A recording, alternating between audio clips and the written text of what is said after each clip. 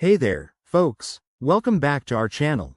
Today, we're diving into something super useful: how to send a DocuSign in 2025. If you've ever dealt with paperwork, you know how tedious it can be, but DocuSign makes it a breeze with its updated features like enhanced security and mobile-friendly interfaces.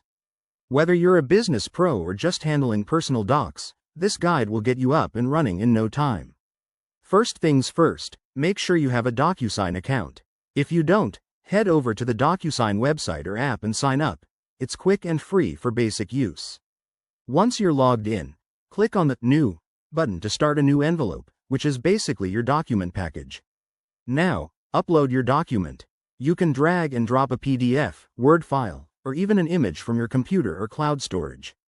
DocuSign's 2025 update allows for seamless integration with Google Drive and OneDrive, so that's even easier now. Next, add your recipients. Type in their email addresses and give them a role, like signer or approver. Don't forget to add a custom message to make it personal. It's a nice touch. Then, it's time to place the signature fields.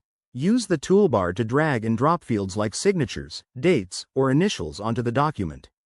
You can even set conditions for certain fields to appear based on responses, thanks to the smarter automation in 2025.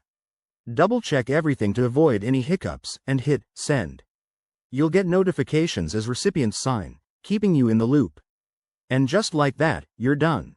Remember, DocuSign is all about saving time and going green by reducing paper use. If you run into any issues, check the help section or contact support. They're top-notch.